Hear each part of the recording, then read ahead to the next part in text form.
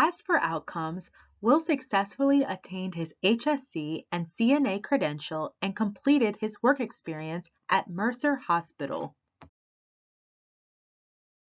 To ensure a smooth transition after training, Will meets with an employment services representative for job assistance. Together, they identified potential employers and drafted emails to schedule informational interviews.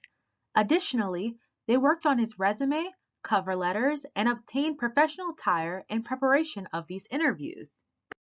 Will enjoyed his time at Mercer Hospital greatly and decided to apply for a CNA role in the neurology department. They hired him immediately. Although Will obtained employment, he still speaks with his counselor every month to check in. When speaking to his counselor, Will shared that he received an unexpected medical bill. His counselor set an appointment to receive financial literacy services to discuss next steps for contacting the hospital to begin a payment plan that is reasonable given current income.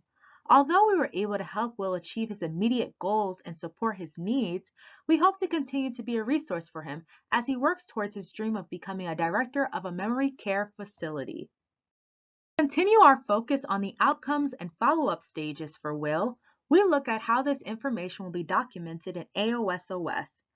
In the Services module, under the Training Outcomes tab, specific information regarding whether a training credential was completed, what skills the customer gained, what additional steps may be necessary for attaining a credential, and whether these steps were completed and the customer ultimately attained the credential. Furthermore, this tab should provide an active summary of current training status. We see that Will attained his HSC and CNA certificate. Next, we click the Outcome Details button below. In the Training Outcome Details pop-up, additional information about measurable skill gains must be entered. Evidence of Will's skill gain is the Nursing Assistance Training and Competency Evaluation Program exam, which he passed. In the Employment Outcomes tab, customers' employment information must be entered manually.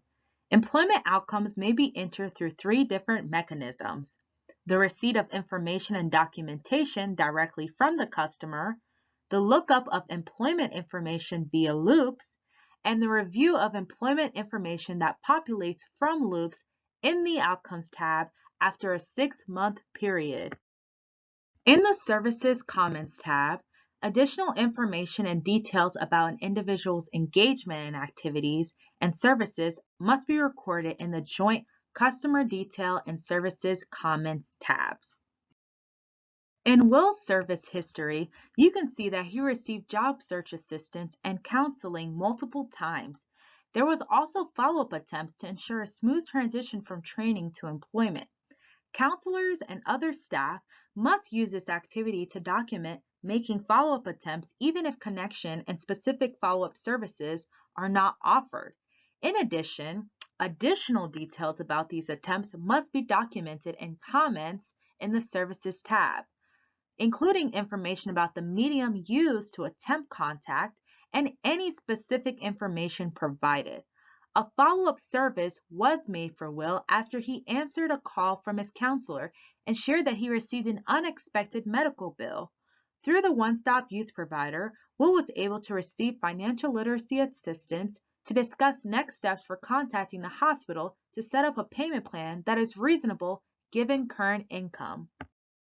5 program elements are specifically allowable as a part of youth follow-up services: supportive services, adult mentoring, financial literacy education, services that provide labor market and employment information and activities that help with youth prepare for and transition to post-secondary education and training.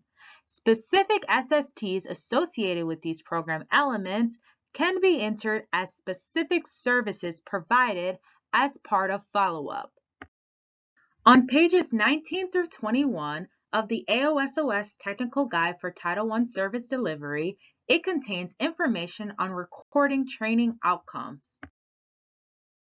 On pages 22 through 24, it contains information on recording employment outcomes, follow-up attempts, and follow-up services.